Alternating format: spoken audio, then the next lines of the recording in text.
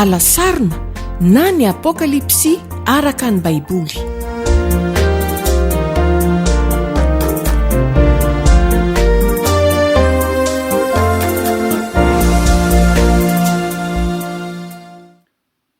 Faly miarabanao mpanaraka trany an'ity fandaharana alasarona ity izay anarantsika mitoy ny bokin'ny apokalipsy. Androany sika dia mamarana ny apokalipsy toko voalohany ka nojerentsika dia ny andininy fahafito ambin'ny folo ka hatramin'ny andininy fahasivy ambin'ny folo. Apokalipsy toko voalohany andininy fahafito ambin'ny folo ka hatramin'ny fahasivy ambin'ny folo. Ary raha nahita azy dia lavo ny akohaka teo anoloan'ny tongony tahaka ny maty, nefa izy nanendry ato amin'ny tanany havanana ka niteny hoe aza matahotra. Izao ny voalohany sy farany dia ilay velona. Efa maty nefa indro velona mandrakizay sady manana ny fanalahidin'ny fahafatesana sy ny fitoeran'ny maty. Koa soraty izay zavatra hitanao na izay zavatra kehitriny na izay zavatra mbola ho avy ao aorianan'izao. Dia ny zava-miafina ny amin'ny kintana fito izay hitanao teny an-tanako havanana sy ny fitoeran-jiro volamena fito. Ny kintana fito dia ny anjely ny fiangonana fito ary ny fitoeran-jiro fito dia fiangonana fito. Ny andininy faharoapolo io moa dia efa hitantsika tamin'ny session fahafolo zany tamin'ny farany teo nanazavana ny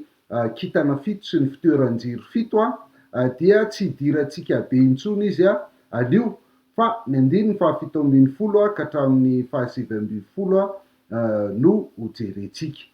Manomboka aritsika amin'ny andininy fahafito ambin'ny folo hoe ary raha nahita azy dia lavo ny akohaka teo anoloan'ny tongony tahaka ny maty. Ny zavatra hitany Jaona teto zany dia toy an'ilay andininy faharoa ambin'ny folo tetsy aloha hoe dia nitodika mba hizaha ilay feo niteny tamiko, koa rehefa nitodika dia nahita fitoeran-jiro volamena fito ary teo afovoan'ny fitoeran-jiro dia nisy iray tahaka ny zanak'olona. Io ilay iray tahaka ny zanak'olona eo afovoan'ny fitoeran-jiro volamena fito io zany io ilay hitan'ny Jaona, ilay feo eniny dia ilay tahakana feona trompetra be mihitsy dia avy nahita anazy izy ny andininy roa ambin'ny folo ka hatramin'ny fahaenina ambin'ny folo efa nijerentsika tamin'ny farany teo mbola azonao jerena amin'ity pejy ity ihany izany. Dia ny zavatra iainan'ny Jaona eto indray zany teo anoloan'ny tongony akoha, lavo ny akohaka teo anoloan'ny tongony tahaka ny maty dia tahak'izay foana ny zavatra hitan'ny olona rehefa mahita ny voninahitry ny tompo izy. Ary efa niainan'ny Jaona kely io tamin'ny nahitany an'i Jesosy Kristy niovatare, satria tamin'iny moa zany Petera, Jakoba ary Jaona no nahita an'i Jesosy Kristy niovatare araka ny Matthieu toko fahafito ambin'ny folo andininy fahaenina sy fahafito. Ary noho nandre izany ny mpianatra dia lavo ny akohaka sady natahotra indrindra. Ary Jesosy nankeo aminy dia nikasika azy ireo sady niteny hoe mitsangana fa aza matahotra. Teto moa ny feo reny zany dia ilay feo avy any an-danitra mihitsy hoe ity ny zanako izay sitrako izy no henoy, dia lavo ny akohaka sady natahotra indrindra izy. Nahita an'io ihany koa io voninahitran'Andriamanitra io ihany koa izay fihetsiky ny olona rehetra mahita ny voninahitran'Andriamanitra. Amin'ny ankapobeny lavo miankohaka tahaka izao ny ataon'ireo olona ireo fa tsy mitsirara mampiseho fitanjahana akory tahaka ny zavatra sasany hitantsika tsindraindray eny am-pivavaka eny.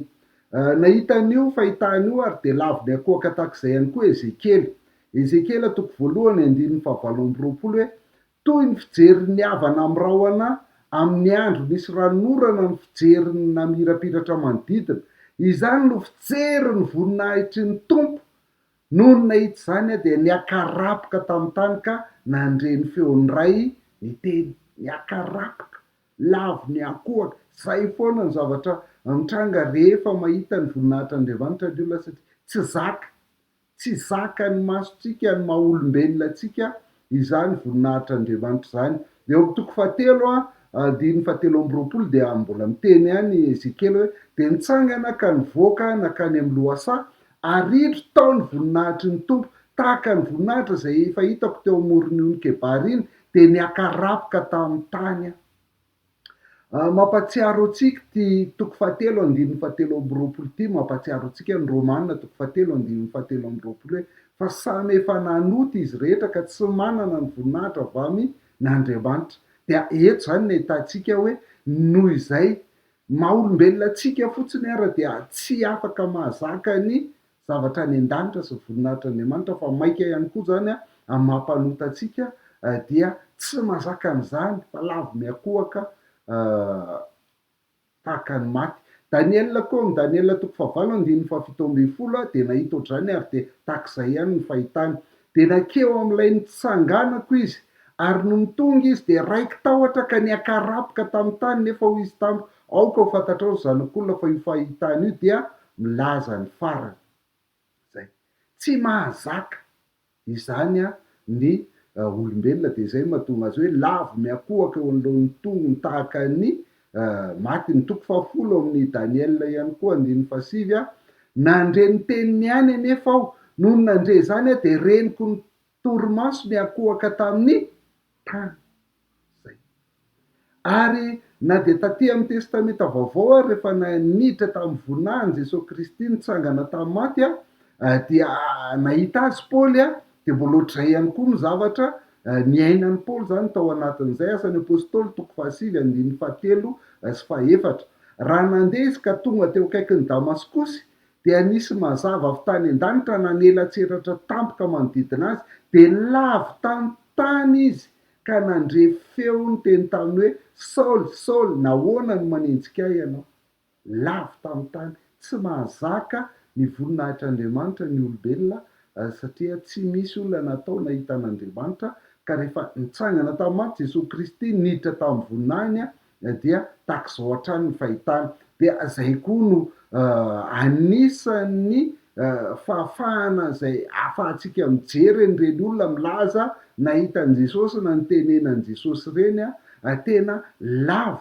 niakohaka tamin'ny tany tahaka ny maty tahak'izao ve ireny olona reny sa fahitana hafa ny hitany satria fantatsika fa Satana koa ary de afaka mampiova netiny tahaka ny anjely mazava kanefa tsy izy akory, tsy Jesosy Kristy akory ao amin'ny voninahiny akory ny hitan'ilay olona. Zay zany ny hitantsika amin'ny tapany voalohany iny ny mahafinaritra avy eo de zao koa ao anatiny hoe nefa izy nanendry tamin'ny tanany havanana ka niteny hoe aza matahotra. Io zany dia zay ny teneniny Jona hoe aza matahotra. Rehefa niova tarehy koa Jesosy Kristy hitantsika tamin'ny Matthieu toko fahafito ambin'ny folo teo de mbola nitenen'izay taminy ihany hoe aza matahotra. Zay lay Jesosyntsika, zay lay Jesosy ao amin'ny voninahiny manala ny tahotry ny olona. Teny fameriny Jesosy matetika ihany koa tamin'izy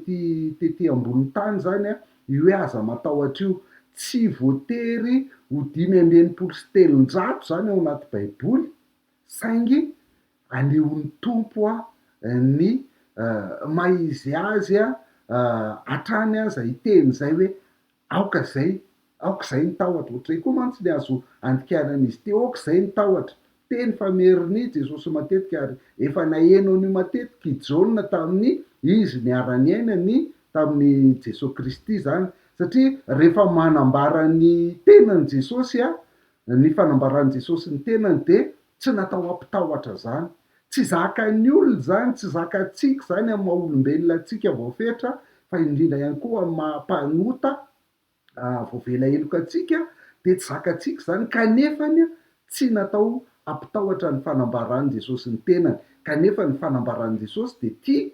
apokalipsy ty mihitsy. Zay no mahatonga azy natao hoe alasarona satria misy zavatra voasarona ao tsy hitan'ny olona de mampatahotra ny olona fa izahay de miezaka anao zay anala ny tahotra ao rehefa mahita an' Jesosy tsika mahita ny voninahiny tsika de mampahery atsika hatrany izy manala ny tahotritsika zany ka ny fahalalana an' jesosy kristy zany de tena manafaka tahotra ny fahalalana an' jesosy fa tsy sanatria mampatahotra indray akory fa tsy ampina diso ny fahalalana ho azy raha mbola feno tahotra ny fiainanao ray manontolo ary fantatsika fa i Jaona izay nigadra tany nosy Patmosy esy sy ny olona noratany reto de olona ao anaty fanenjehana zay mampatahotra tokoa kanefa ny tenin'ny tompo anisan'ny teniny voalohany atao anatin'ity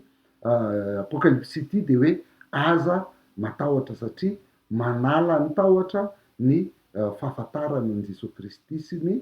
fombany anao ny tanany havanana lay mahery sy miasa indrindra izay no nanendreny Jaona sy nanala ny tahoatry Jaona zany de laza izy aza matahotra izao ny voalohany sy farany iny zany ny anambarany ampiala n'le tahotra ny fahalalana azy iny na eo na imbetsaka na imbitsy ny teny hoe aza matahotra rehefa fantatra hoe iza io Jesosy io dia afaka foana ny tahotra ao ka eto izy zany milaza fa izao ny voalohany sy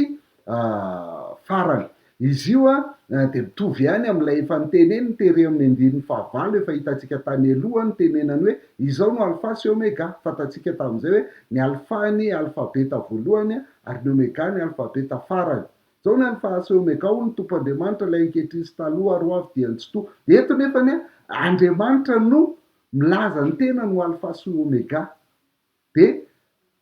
amin'ny apokalipsy toko toko voalohany andiny fahavalo ambin'ny folo indray Jesosy no miteny hoe izao ny voalohany sy farany io teny alfa sy omega io de mivoatra rehefa tonga any amin'ny andiny toko faraky amby roapolo andiny fahaenina de ho koa izy tamiko vita izao no alfa sy omega fiandohana sy ny fiafarana izany ho an'ny maimaimpona avy amin'ny loharanonaina ho an'izay mangetaheta ampiny zany le alfa sy omega eto hoe fiandohana sy fiafarana fa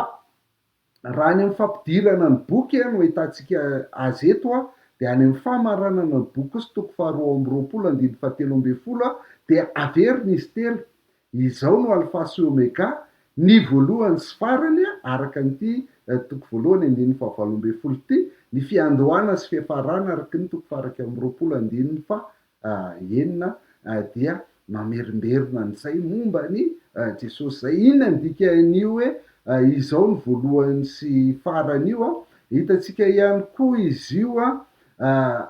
rehefa manambara ny tenany Andriamanitra io koa ny ampiasain'Andriamanitra zany amin'ny filazan'ny tenany hanavahany am'ireo sampy sy Andriamanitra tsy izy isan-karazany zany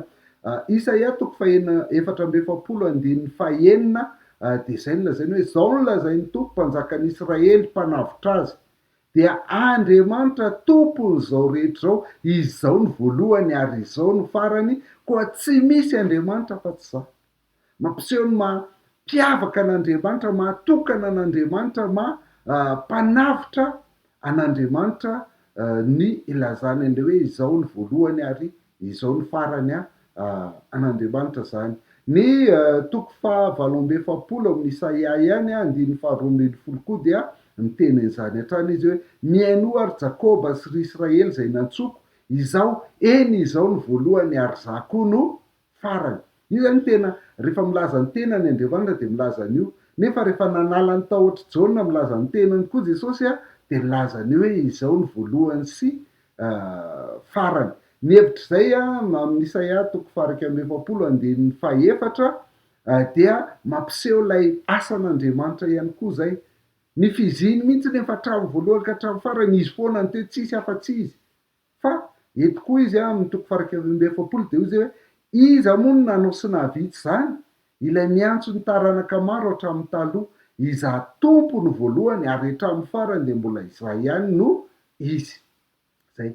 mampiseho an'ilay Andriamanitra mpanavotra zany ty fa mampiseho an'ilay Andriamanitra zay nanao ny zavatra rehetra izy ny nanao ny zavatra rehetra trany amin'ny voalohany ny fahariana zany ary mbola izy koa manao ny zavatra rehetra hatramin'ny farany zay zany le hoe izao ny voalohany sy farany zany eto ka rehefa jerentsika de iray ihany zany lay Jehova mpahary sy lay Jesosy mpanavotra iray ihany io Andriamanitra, iray ihany io fa dia personne anakiroa fotsiny izy zany de mampiseho an'le voalohany sy faran'le Andriamanitra zay nanao fanekena amin'ny vahoakany izany. Rehefa aveo de mbola tohizany ihany izy hoe de lay velona efa maty nefa indro velona mandrakizay zany no ilazany azy. Ty de mampiseho mihitsy hoe hafa le tompontsika, ny tompo zay arahantsika le nanome fahasoavana ka nahafahantsika nahafantatra azy dia hafa mihitsy noho zay tompon'ny olona rehetra satria izy dia maty noho ny fahotantsika. Andriamanitra izy fa nanaiko tonga olombelona ary maty ny solo antsika teo amin'ny azy fijaliana, raha isika ny tokony ho faty teo amin'ny azy fijaliana de izy no maty noho ny fahotantsika. Tsy nanota izy fa Andriamanitra marina masina ho hitantsika eo zay io Jesosy io tsy nanota izy kanefa de nanaiko ho faty ny solo antsika. Ary dia ny zava-dehibe tiany ambary eto de zao hoe tsy voahazo ny fahafatesana izy fa nitsangana tamin'ny maty, tsy hainy fasana nitazomina izy fa nandresy izany nitsangana tamin'ny maty. De zay no lazainy hoe indro maty nefa indro velona mandrakizay ary izaho izay miresaka aminao zao le hitanao teo ny voninahitro dia tsy matotoa akory fa velona, ilay velona nandresy ny fahafatesana, lay nitsangana tamin'ny maty zany no ambarany eo. De eto no ilazantsika zany reo mpandala ny fomban-drazana mandà ny fivavahana kristiana fa tsy razam-bazaha akory io Jesosy io. Hitantsika teo fa mpahary zao tontolo zao io, dikan'izany nahary ny malagasy koa io. Noho izany de tsy vazaha. Fa eto koa de tsy razana izy satria izy de nitsangana tamin'ny maty, tsy voatazo ny fasana izy fa nitsangana tamin'ny maty, lay velona. Eny efa maty nefa indro velona mandrakizay ka tsy razam-bazaha zany na Andriamanitra ny jiosy fotsiny no Andriamanitra ivavahantsika fa Andriamanitra ny olombelona rehetra. Andriamanitra tsy miova, omaly an'io ary mandrakizay, ary zay ny amerenany indroa le teny hoe velona mandrakizay. Hitantsika koa lay volony tahaka ny fotsy tahaka ny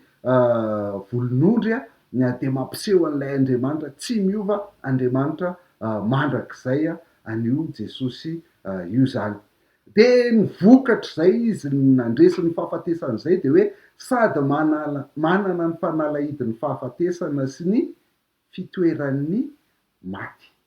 Na amin'ny filazantsika azy hoe manana ny fanalahidiny fahafatesana sy ny fiaina tsy hita. Ny dikan'izany de zao hoe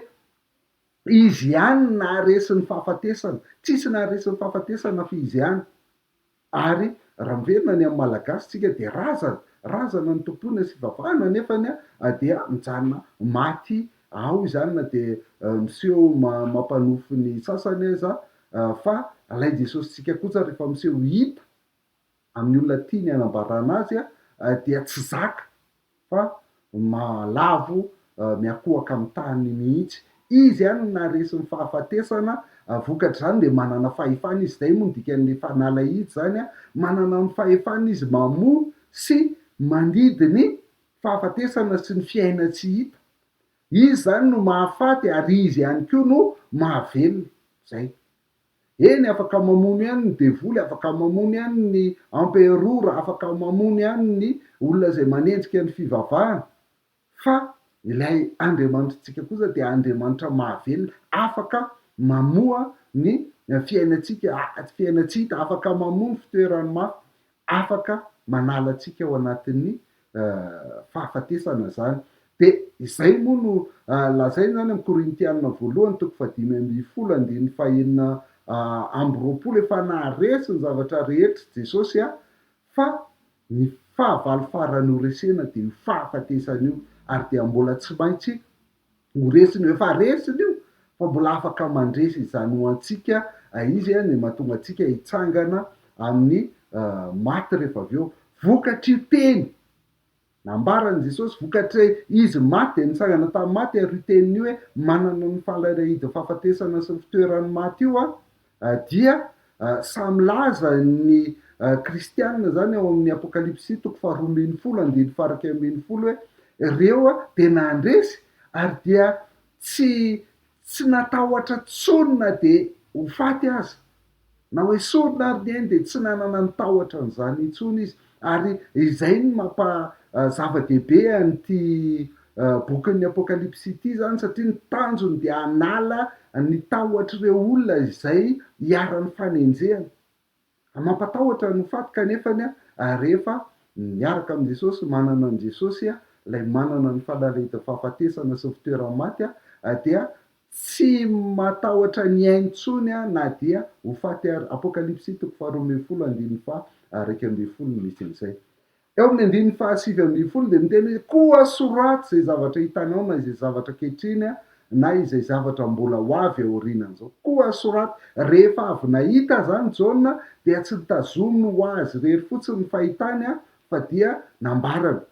ny teny hoe soraty eo amin'ny bokin'ny apokalipsy dia miverina 12 izy io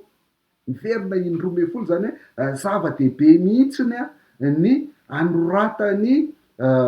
Jaona ny zavatra hitany satria zay tiany Jesosy ampahafantarina amin'ny olombelona rehetra ny orinany dia neto zany le zavatra hitanao zany de lay voninahitry Jesosy fa nitohany rehetra ihany koa manomboka amin'ny toko 2 hatramin'ny toko 2 de tiany ihany koa ny anoratany Jaona zany ary ny mpito am'ireo le hoe soraty io moa zany dia taratasy nalefa ho an'ilay fiangonana fito hitatsika manomboka amin'ny heriny zany ka ny zavatra soratany Jaona zany de tsy fanapahan-keviny manokana hoe andeha mba hanoratra ampaherin'ny olona fotsiny de ho foroporonikeo zay zavatra misy fa baiko avaly an' Jesosy Kristy mihitsy no natonga azy anoratra ary tian'Andriamanitra raketina antsoratra ny teniny efa zany ny tenenin'Andriamanitra tamy Mosesy tany amin'ny bokin'ny Exodosy sy ny Deutéronomie soraty le izy satria tian'Andriamanitra mihitsy ny raketana antsoratra ny teniny zay ny mahazava-dehibe ny baiboly zay ny mahazava-dehibe ny tenin'Andriamanitra voasoratra ao anatin'ny baiboly ary i Jaona ihany moa any amin'ny Jaona famaranany bokiny zany any amin'ny filazantsara de nilaza izy hoe tsy ary voasoratra zay zava-misy nataon'i Jesosy fa voasoratra zao mba hinonareo an' Jesosy ary anananareo fiainana mandrakizay raha mino azy ianareo zany hoe ampy atsika tanteraka mihitsy zany ny teny voasoratra ao anaty baiboly satria ten'Andriamanitra no miteny an'ireny hoe soraty raketo antsoratra izy ireny de ny teny voasoratra de teny tena manana fahefana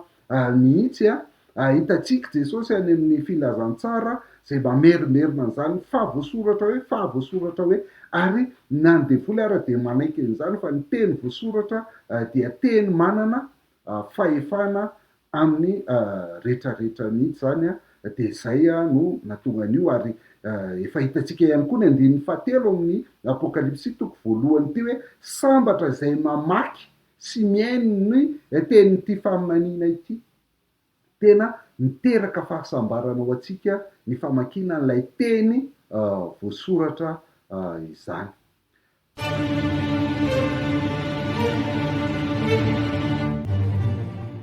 Dia raha izay ny mamarana ny toko voalohany amin'ny apokalipsy ny mbola misy moa ny 12 fa efa hitatsika tany alota zany dia hitra kelytsika eo amin'ny teteza mita ny toko voalohany sy ny toko 2 sy 3 zany de hojerentsika ny firafitry ny taratasy ho an'ny fiangonana fito satria manomboka etotsika zany dia hijery an'ireo taratasy zay nalefa ho an'ny fiangonana fito tany Azia minora zany de ny zavatra misy dia mitovy ny firafitry ireo taratasy ireo mitovy mihitsy zavatra lazain'ireo taratasy ireo misy fizarana anakeny izy ireo de voalohany misy fiarabana avokoa lay teo zany hoe soraty ho an'ny anjelin'ny fiangonana any ananiny zay ny fiarabana ho an'izy rehetrarehetra dia mitovy avokoa izay de rehefa vita zay de milaza n'lay apahany zay hita momba n'lay jesosy kristy ao mivoniny a hitantsika amin'ny andininy faharoambe folo ka hatramin'ny fahavaloambe folo teo a izy de misy enyreny tsirairay avy a eo amin'ny andininy faharoa zany hoe izao no lazain'lay dia ho hitatsika eo fa avy am'lay efa hitatsika tetsy aloha foana momba n' jesosy foana no lazainy ao anatin'io ao arin'izay a de maneho fakasitrahana izy hitako fantatry ny asanao zay a no lazainy ao am'ireo taratasy a ho an'ny fiangonana fito zay any tanananao hatrany ny amaky a iaino a anaraka anazy reny a satria isy karazan'olona maro a indray a no ny ampianatra atsika ny am'izay dia nahazo fakasitrahana daholo izy ireo afa-tsy ny fiangonany lodiki ihany zany dia avy eo koa misy koa mifanakiana nefa manateny kely aminao a zay no ilazany azy a anakianana an'izy ireo a dia ny fiangonana roa ny any Tiatira sy Filadelfia ihany no tsy misy an'io ohatrany hoe misy izy fa ny hoe satria ianao vitsy satria ianao mahantra izay no mety mba fanakiananao fa tsy tena misy hoe zavatra nikianiny betsaka amin'ny fiangonana roa reo fa ny dimy sisa zany de nahazo fanakianana avokoa de ao arinan'izay a de mampitandrina izy hoe koa mibebay ianao fa raha tsy mibebaka ianao dia zao ny azo anao ohatr'izay daholo reo taratasy ho an'ny fiangonana fito reo zany a ao anatiny de ny fahaenina moa zany a de misy fahampaherezana hoe miverina foany ty impito a zay manatsofina de aoka izy iaino a zay lazain'ny fanahy amin'ny fiangonana zay le fampaherezana ary ny farany moa de valim-pity ho an'ny mpandresy hoe izay maharesy de ataoko an'izao zay maharesy de ataoko an'izao zay maharesy dia ataoko an'izao de ho hitatsika tsy kelikely eny reny a ho an'ireo fiangonana fito a fa eto aloha de fanambaratsika hoe mitovy avokoa ny firafitry ny taratasy ho an'ny fiangonana fito zany a fa ny lodiki fotsiny tsy manana fakasitrahana dia ny Filadelfia sy ny Tiatira indray a no tsy nahazo fanakianana loatra zany a tao anatin'lay izy de jerentsika zany lay teny voalaza teto hoe ny faharoa de ny filazanan'ny Kristy eo amin'ny voninany de jerentsika le fiarabana am'le fiangonana fito sy ny filazanan'ny Kristy a ao amin'ny voninahiny zany a zay resahany eto ny fiangonana voalohany soraty ho an'ny anjery fiangonana ny Efesosy izao no lazain'lay miazona ny kitana fitenentanany havanana sady mandeha ao voan'ny fitoeran-jiro volamena fito de hitatsika io miazona ny kitana fitenentanany havanana sady mandeha ao voan'ny fitoeran-jiro volamena fito a ny amin'ny andininy fahatelo amby folo amy toko voalohany rehefa nitodika de nahita fitoeran-jiro volamena fito ary teo avoan'ny fitoeran-jiro de nisy ray tahaka ny zanak'olona iny zany lay mandeha ao avoan'ny fitoeran-jiro volamena fito ary ny andininy fahaenina amby folo indray a no ilazany an'le hoe nitanakitana fito teny tanany havanana izy hitatsika lay nijerentsika tamin'ny farany zany de ho hitatsika tsirairay reny a amin'ny isaky ny fiangonana tsirairay zay anoratany Jôny eto zay ho an'ny Efesosy ny andininy fahavalondray izy de miresaka ho an'ny Smirna soraty ho an'ny anjery fiangonana ny Smirna izao no lazainy voalohany sy ny farany izay efa maty nefa velona indray de io le vao avy nijerentsika teo zany ny andininy fahavalombe folo hoe izao ny voalohany sy farany de ilay velona efa maty a nefa indry velona mandrakizay hitanareo de iny ampahany indray ny averiny zany ho an'ny fiangonana ao Smirna dia ny fahatelo a ny fiangonana ny Pergamosy izao no lazain'le manana sabatra roa lela maranitra ilay manana sabatra roa lela maranitra io a de hitatsika tany amin'ny andininy fahaenina amby folo hoe nisy sabatra maranitra roa lela nivoaka avy teo amin'ny vavany de manaraka ny Tiatira izao no lazainy sanak'Andriamanitra zay manana maso toy ny lelafo ary ny tongony tahaka ny varahana mangano any maso toy ny lelafo ary ny tongony tahaka ny varahana mangano any de io lay hitany jauna eo amin'ny 5 sy 15 hoe ny masony de tahaka an'le lafo, ny tongony de tahaka ny varahana mangano any ohatr'ilay mivaivay avy tao amin'ny laforo iny. Dia manaraka amin'ny 3:1 ray zany ny sardisy. Izao no lazain'lay manana ny fanahy fiton'Andriamanitra sy ny kitana fito. Lay manana ny fanahy fiton'Andriamanitra dia hitantsika tany amin'ny 1:1 ho aminareo any ny fahasoavana sy fiadanana avy amin'ilay ankehitriny sy taloha ary ho avy, ary avy amin'ny fanahy fito izay eo anoloan'ny seza fiandrianana. Zay zany lay fanahy fiton'Andriamanitra, ary le kitana fito kosa efa hitantsika teo ny 5:12 hoe ny tana kitana fito teny tanany havanana izy. Dia manaraka indray amin'ny 17 ny fiangonana ny Filadelfia. Izao no lazain'izay masina, izay marina, izay manana ny fanalahidin'i Davida, izay mamoaka tsy hisy anidy ary manidy ka tsy hisy mamoa. Dia io le 18 hitantsika teo hoe sady manana ny fanalahidin'ny fahafatesana sy ny fitoerany maty. Io zany le fanalahidin'i Davida, fanalahidin'ny fahafatesana sy ny fitoerany maty ary lazaina kosa izy hoe masina sy marina eo amin'ny 9:10. Ary niantso tamin'ny feo mahery izy ireo hoe tompo masina sy marina mandra-pahoviana no tsy hitsarahanao sy tsy hamalinao ny rahanay amin'izay monina eny ambonin'ny tany. Masina sy marina i Jesosy zany. Ary ny farany dia ny 4:10 zany ny fiangonana ny Laodikia. Zao no lazain'ny Amen de lay vavolombelona mahatoky sy marina zay niandro ho any zao zavatra noharian'Andriamanitra izao. Iny dia ny 5:1 moa ny lazany an'iny hoe avy amin'ny Jesosy Kristy vavolombelona marina. Io zany le vavolombelona marina. Ary hitantsika amin'izay ny fandehan'lay izy rehetrarehetra zany fa dia nakany tsirairay ny mombamomba an' Jesosy hita tany amin'ny 1 dia averiny tsirairay ao amin'ny taratasy ho an'ny fiangonana fito zany zay anasananao anaraka an'izany manomboka eto aorian'ny izao zany. Alohan'ny hamarana antsika azy dia andeha ho jery ny fampiarana ny amin'izay tsika amin'ny fiainantsika izany.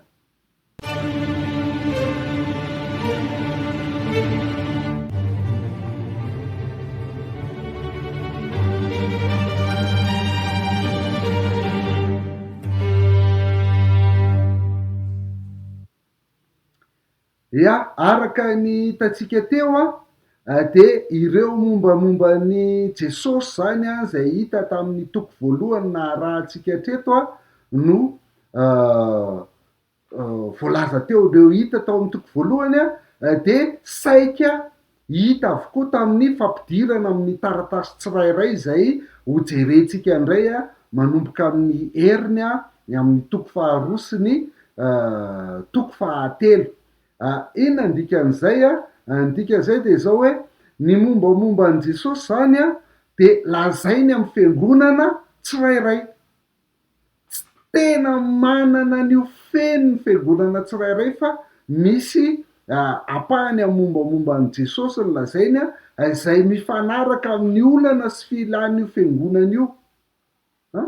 Tahak'izay zany ny ahitantsika hoe maninona ny momba an' Jesosy tahak'izao no lazainy eo amin'ny Efesosy, maninona n'izao no lazainy eo amin'ny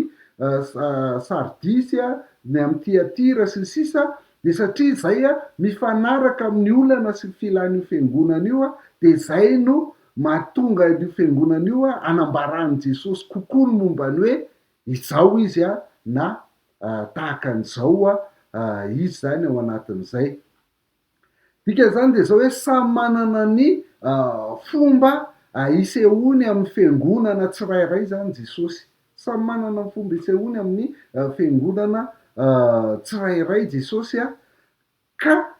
nefa ny fiangonana rehetra de manana ny sary feno momba azy rehefa atambatra zany reo fiangonana fito reo a de hitatsika ihany mombamomba an' jesosy tany amin'ny toko voalohany zay le izy fa amin'ny fiangonana tsirairay izy dia ohatran'ny apahan'izay ihany no tena hitan'izy ireo ny fanambarana feno an' jesosy zany a de hitatsika amin'ny fitambaran'lay fiangonana anankifito rehefa miaraka izy tak'izay ihany koa ohatra no zavatra nisy eo amin'ny filazantsara efatra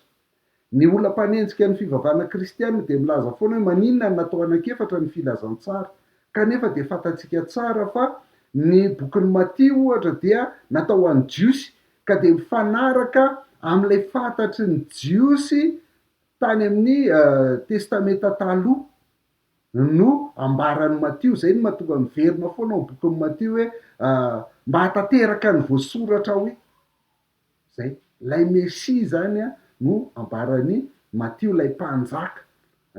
de ny Marka indray a de mifanaraka amin'ny Romanina zay asa fa tsy kabary de hitatsika eo amin'ny filazantsarany Marka lay teniny hoe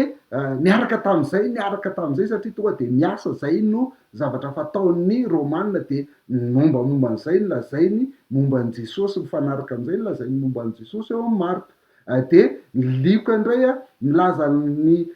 grika zany lay Jesosy olombelona indray a no ambaran'ny grika zay mitady fahendrena fatratra de mampiseho hoe le olombelona tena manam-pahendrena de lay Jesosy Kristy ary ny anjaona moa efa nahita an'ireo filazantsara telo teo aloha izy a de manambara n'ilay Jesosy zanak'Andriamanitra ka tsy mifanohitra akory ireo fa mifameno de tahak'izay ihany koa ny zavatra ambaran'i Jesosy amin'ny fiangonana tsirairay misy tsindrin'ny fiangonana sasany a de tsindrin'ny sasany kokoa na tahak'izany a fa mifameno izy rehetra ireo na izany ara nefany dia mila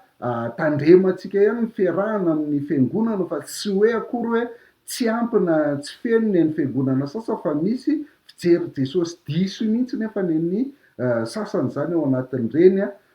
de izay no mila tandremana ka ny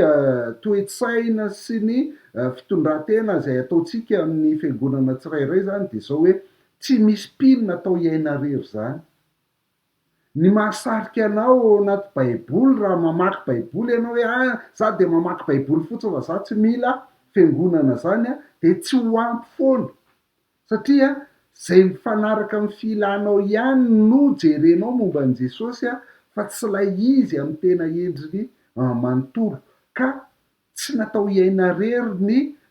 kristianina zany fa natao hiaina ao anaty fiangonana mila fiangonana ka ny fijeriny rahalahy sy anabavy isan-karazany hafa ao amin'ny fiangonana dia natao hifameno hanampy a amin'ilay fijerinao ary zay koa no natao amin'ny fijerin'ny fiangonana hoe tsy ny an'ny pastera irery fa ny mpino rehetra zay manana ny fanahy masina de afaka mifanampy sy mifameno amin'ny fanehonan' Jesosy Kristy ao amin'ny fiangonana fa ny fanomezam-pahasoavana ny samihafa misy tsy mahay mitory-teny misy tsy natao hitory-teny ary misy mampianatra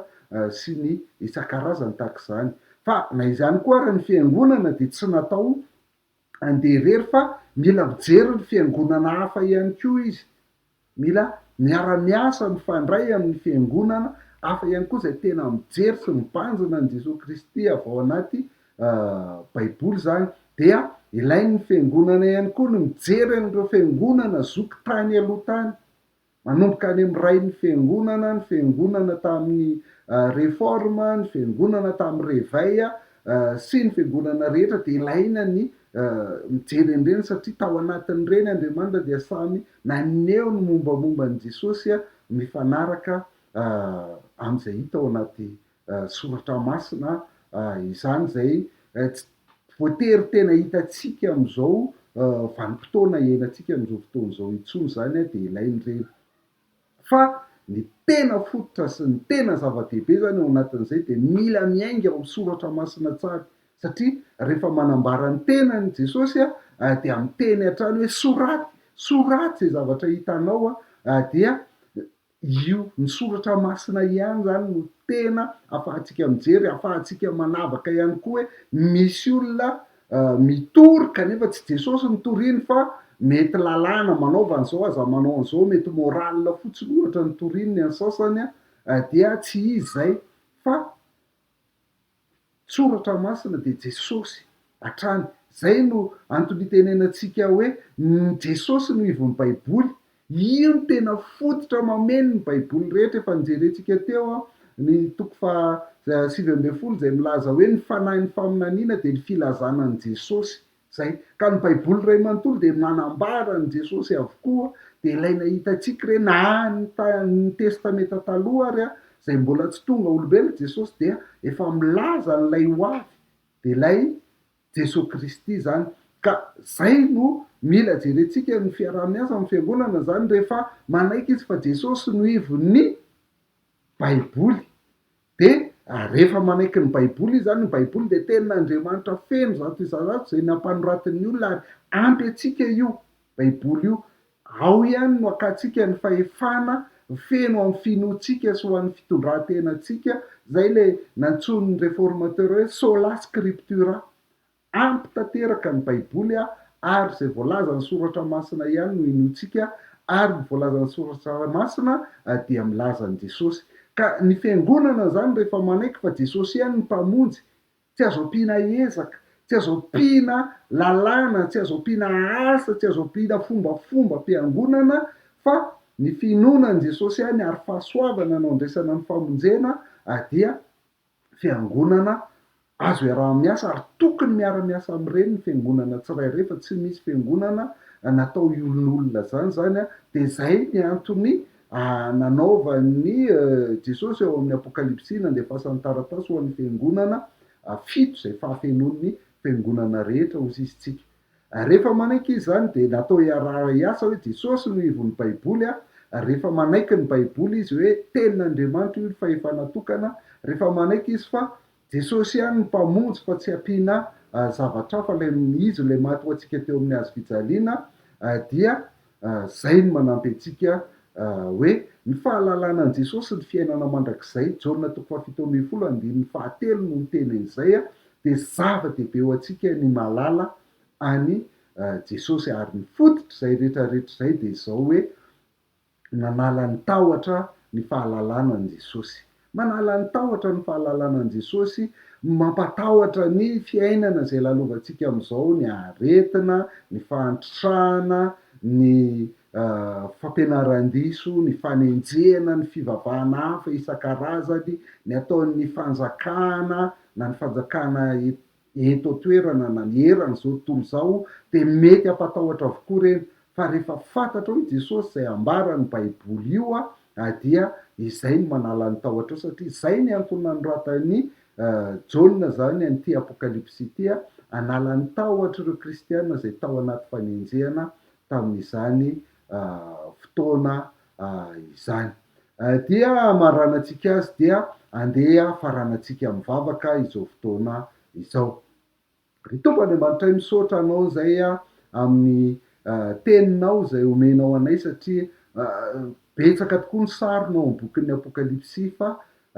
kay fanambarana anao zany fanatsorana ny sarona ao zany ary zay koa ny tena tianay atao amin'izao fandarana zao misaotra satria tapitra treo ny toko voalohany amin'ny bokin'ny apokalipsy efa nisy folo tany aloha tany ny fandaharana momban'izany sy ny fampidirana de ampio ny mpiaino ho vonina azoto ihany koa amaky an'ireo teo aloha miaraka amin'ny session spéciale isan-karazany ampio izy ahita anao jesosy kristy ao amin'ny voninahitra ao ampio izy ahita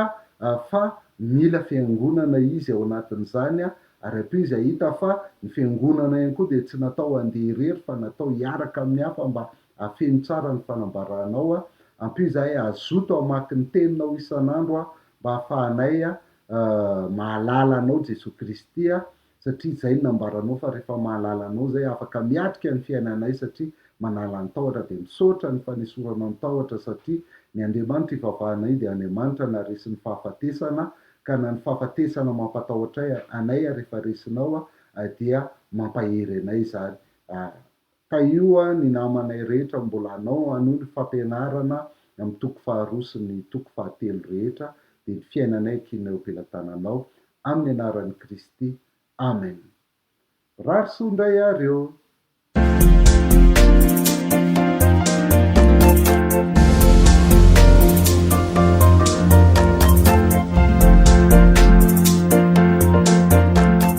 Alasarina na ny apokalipsy araka ny baiboly.